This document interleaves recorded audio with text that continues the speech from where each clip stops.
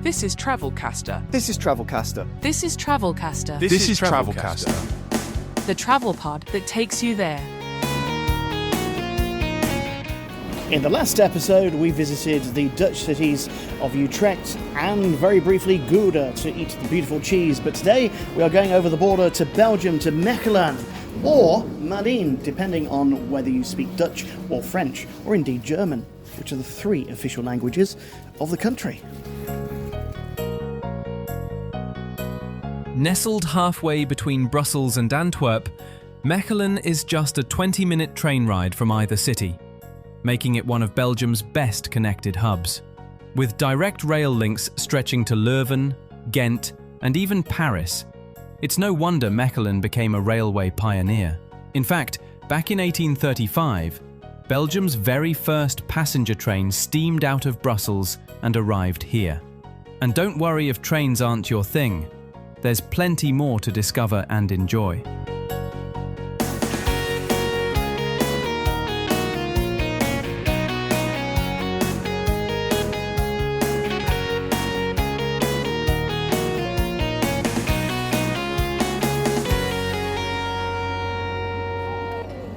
So when I was walking down from the station into the hotel part of Mechelen, I thought, well, this is a big market town. It's all right, nothing to write home about really.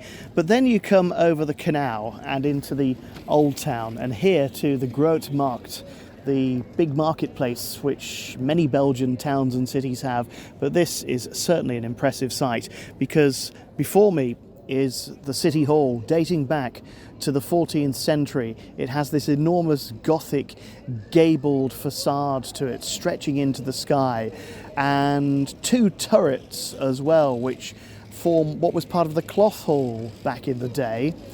And turrets and gables are very much a feature of Mechelen and this part of Belgium actually, because many of the buildings do have these sort of pointy designs going up into the sky. Many colourful buildings as well. And all around the Grote Market is plenty of activity on this Friday evening, a bit of building work going on.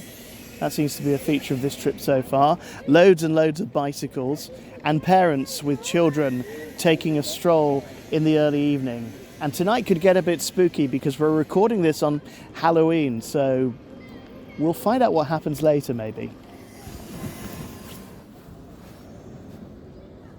Now, while the Grote Markt may have all of the impressive buildings, it's got a number of bars and restaurants as well. However, I would recommend diverting your gaze back towards the river. And just before you get to it, turn right and come down here to the Vismarkt, the fish market. When this first was established, it was because people were complaining about the smell of fish in its original location. Now, today, it is a lovely view over the river, surrounded by some lovely bars with even lovelier Belgian beers inside, and they're slightly less expensive than you'll pay in the centre of town.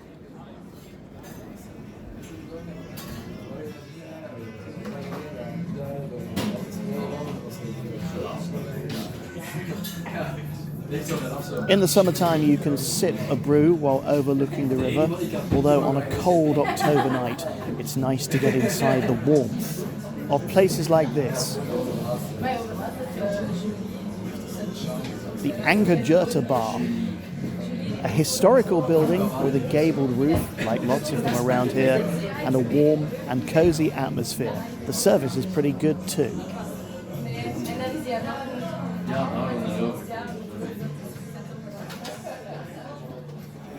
And while you're at the Vismarkt, take yourself in here to the Golden Fish. This is a lively place.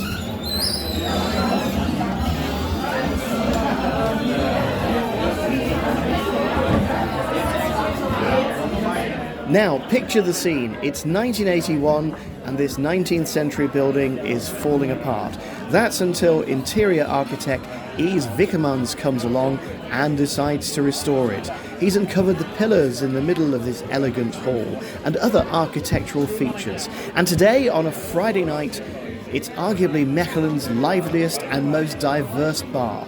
A huge crowd. Hang on to your seat. That's if you can find one in the first place.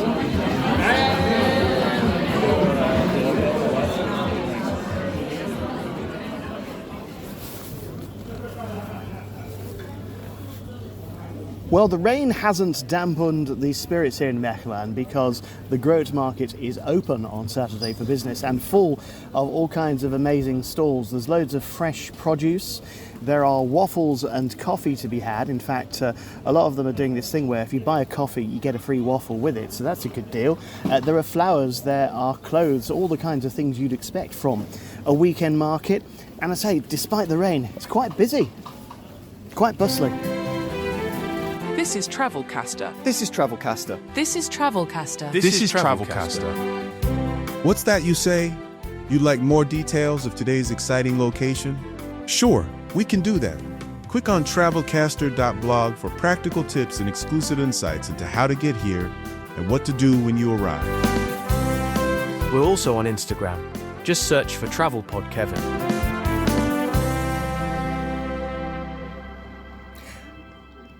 Europe's a great place to discover at any time of the year. We're recording, though, this episode on the 1st of November. It's All Souls Day, which means a lot of the places are actually closed because it's a public holiday. It's also a Saturday, and it's also raining fairly heavily outside.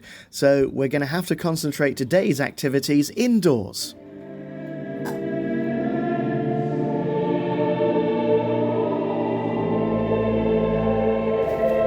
And by indoors on this podcast, we often mean a visit to a church, in this case, St. Rumbold's Cathedral in Mechelen. Construction began around 1200, and by 1312, this cathedral was consecrated, marking its spiritual significance. Now, the Soaring Tower, a UNESCO World Heritage Site, was completed in 1520. It's 97 metres tall, but on a day like today, it's not going to give us much of a view. So we've stepped inside and listened to some of today's service for All Souls Day. Now, like many cathedrals, this place has endured over many centuries. It survived the Reformation wars of the 16th century, a devastating city fire in 1342, and even a huge blaze in 1972. If it's raining, or if it's not, whether you believe or whether you're of no particular faith, I'd recommend a visit to St. Rumbold's. And remember, if there's a service on, it's free to get in, and you're kind of less pressured to donate. I mean, that's a really cynical way of looking at it, but it's the truth.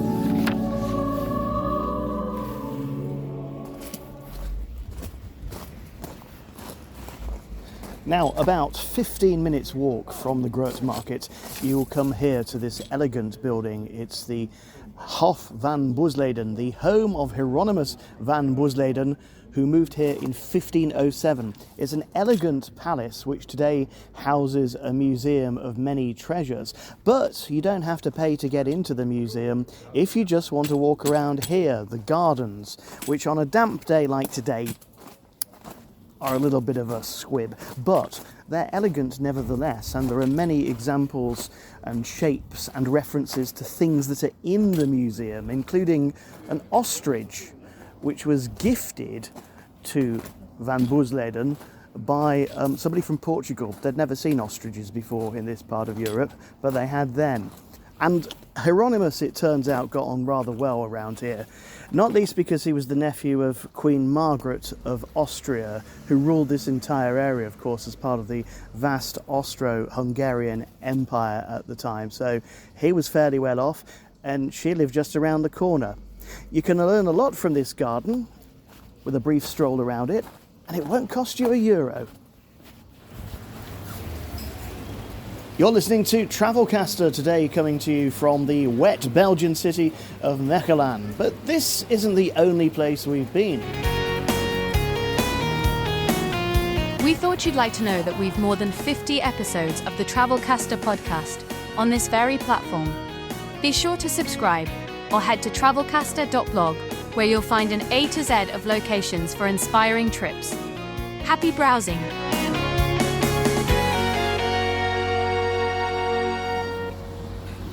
Now, I'm on the way to find something tasty for lunch, but on the way I've just passed St. Peter's and St. Paul's Church. And if you come down the small street that is called St. Petersburg, at the end you'll find this really, really curious building. It's very, very old. The buildings around it have all been developed, and at the top of it, or halfway up, is a random deity of some description with gold leaf surrounding them. I've got no idea what it is. It's not marked on the map, but it certainly looks like some kind of historical house. Who lived in a house like this? We may never know.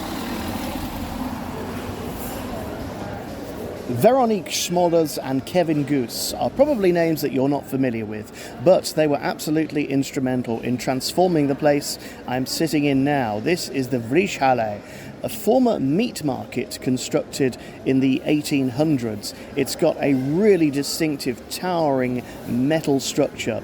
At the heart of the Industrial Revolution at the time, it's now become one of Mechelen's primary culinary destinations. From here you can sample and taste Vietnamese street food, fish and chips from Ireland, and of course lots of Belgian delicacies as well. I say taste, you do have to buy them because this is, a business. And you order your food from a neat QR code at your table, so you'll never miss your dish. And the hall itself towers up 3 stories above the ground level, so from here on the balcony you can see and smell your food being prepared. Now, the Vleeshalle is not the cheapest place that you're going to eat in Mechelen, but it's certainly one of the most memorable and well worth a trip, even if it's just for a coffee and a cake.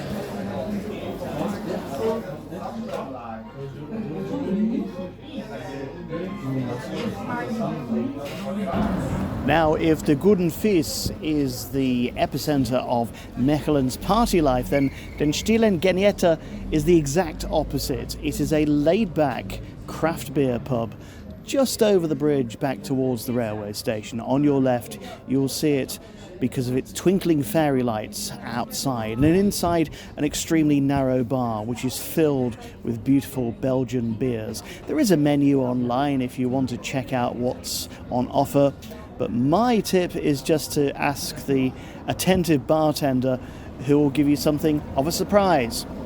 One of the biggest surprises is that you have to pay in cash. No cards are taken here, so make sure you've got some euro.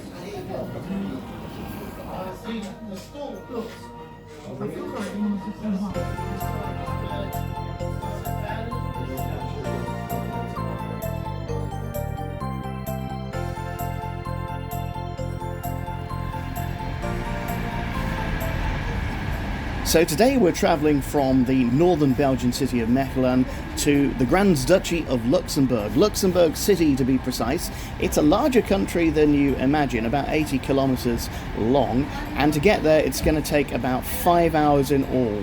We're connecting in Brussels, which is just a 20-minute hop from Mechelen, although today I've got to do it in 10-minute hops, 2 stages.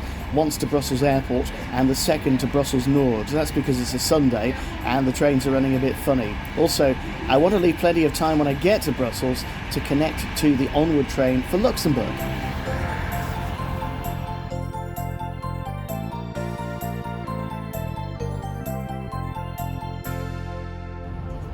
Nous arriverons avec quelques minutes d'avance à l'horaire prévu. Vous y trouverez donc le train local pour Aille à Versin à la voie 4, même quai. Le train local pour Liège et Liers de 11h35 partira lui de la voie 1. C'est pas le même quai. And here we are, bang on time in the Grand Duchy of Luxembourg. Now, I'm using a rail pass today, so I didn't have to pay a fare.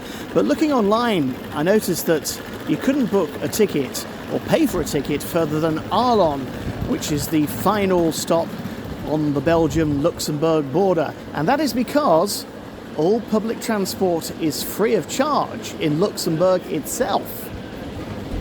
Could be a bonus if you're looking to explore. I've just got 24 hours here though. Let's find out what's going on. Beyond its central location, Luxembourg's story is captivating.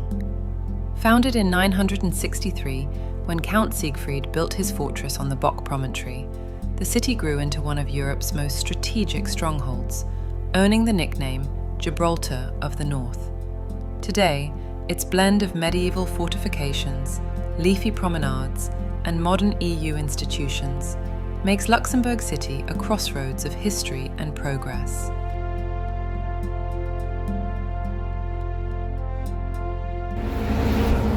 Now, very quickly as you depart the station and come towards the city, you realise what a weird bit of topography Luxembourg is. It's built across a series of really steep ravines that you can see from the side of the bus as we travel towards the first attraction of the day.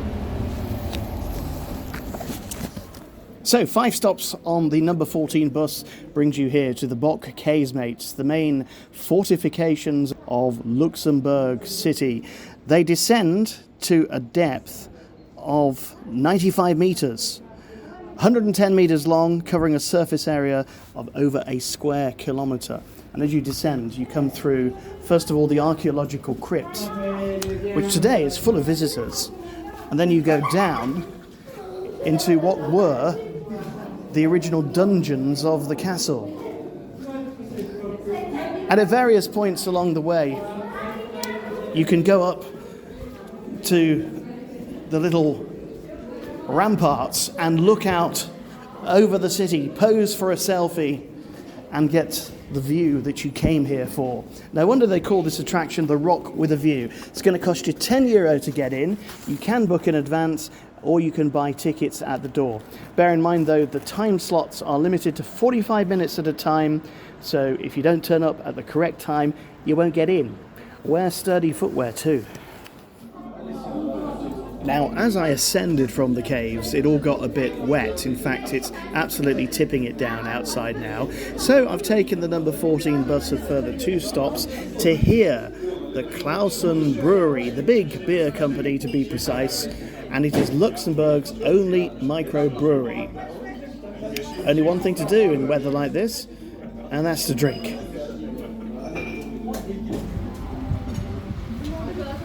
Well, it's not just brewing that goes on here. This is an old industrial centre called La Rives de Clausen, next to the river. It's a couple of kilometres east of the city centre, very accessible by those free buses, and it's a lovely riverside setting, not on a day like today when it's raining, but there are bars and restaurants aplenty, even a conference centre on the banks of the river here. Most pleasant, and the rain has nearly gone, and yes, there is a rainbow above the hills. Very nice. Now, I have to say, when you first arrive at Luxembourg city centre, it can be quite difficult navigating your way around, especially to the old town. But find your way beyond the glass buildings and the big hotels and the corporations, and you will come here to Place d'Armes. Originally a military parade ground, it was founded in the 15th century and today is the centre of Luxembourg's cafe culture. Many cafes line this pretty square. There's a bandstand and performing area, and at one end is a monument to Dix and Lenz. It's not what you think. They were the authors of Luxembourg's national anthem. Of course they were. This is Travelcaster. This is Travelcaster. This is Travelcaster, This is Travelcaster. The travel pod that takes you there. On a wet November evening, the Place has perhaps seen better, sunnier days. There are delivery riders hanging about the place, a couple of homeless people as well, and it doesn't look all that inviting, but I'm sure that on a summer or spring afternoon, this would be just the place to be. Now, if like me you were disappointed by the Place d'Armes, do not worry, because just a couple of blocks away is this, the Grand Square of William II. Now, William II of the Netherlands held the dual role of the King of the Netherlands and the Grand Duke of Luxembourg from 1840 until his death in 1849. And his reign marked a turning point in Luxembourg's political development, because in 1848 he granted the country its first political constitution, changing its status forever and changing its fortunes as well. Here in this vast square, he is celebrated with a statue of him on a horse atop a massive plinth, and behind it is the town hall, the Hotel de Ville. And my tip is to come here just around about sunset, because when the street lights come on, it looks ever so pretty. There's a number of bars and cafes around this square as well, although I would venture that they probably run into the pricier end of your budget.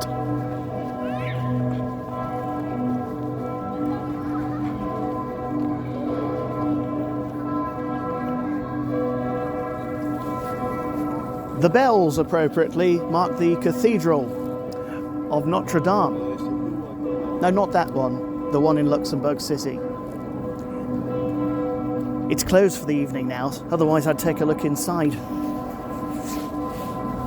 Now look, capital cities can be overwhelming, we know that, and the best way to figure them out is to treat them as a series of individual neighbourhoods, and that is what I have done this evening in Luxembourg City. I've come down by the river to an area called Grund, where there is truly a country atmosphere. It's like being out in the middle of the Yorkshire Dales or somewhere. The beautiful river running down the bottom of the ravine, and next to me is this place, Scott's Pub. Yes, it's a bit traditional, it's a bit English, it's a bit oldie-worldy, but it's the perfect antidote to the busyness of the city centre. And around this riverside setting you will find many bars and restaurants in the Grund area to satisfy every taste. It's a little bit cold this evening, but on a summer's afternoon this would be a perfect place for a cold beer on one of the many terraces around.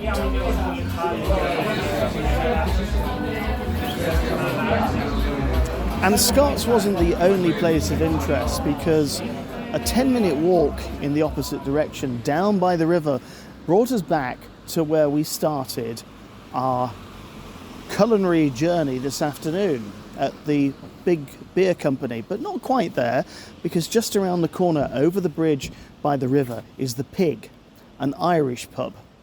Now I know what you're thinking, Irish pub, it's full of plastic signs saying Dublin this and Cork that. No, the Pig is as authentic as it gets. There are flags of all of the Irish counties, and they are original flags all over the bar. And I'll tell you how Irish it is. Even the sports channels on the TV have Irish commercials. It doesn't get much more Irish than that. Nice little bar, away from the city centre, and somewhere that you won't find in a guidebook. And a stroll back along the river brings us back to the bus stop and the number 14 that will take us back to the station in the city centre. And it's all free. Well, despite a very wet and soggy afternoon, I've managed to find quite a bit more about Luxembourg than I thought I might have time for. In a few short hours, we've seen some of the main sights in the city and found a couple of hidden gems to sink a couple of beers. Not too bad at all, but now we must move on to our next destination. Join us again soon for another edition of Travelcaster, the travel pod that takes you there. And if you've enjoyed what you've heard today, check out travelcaster.blog and don't forget to subscribe to the podcast.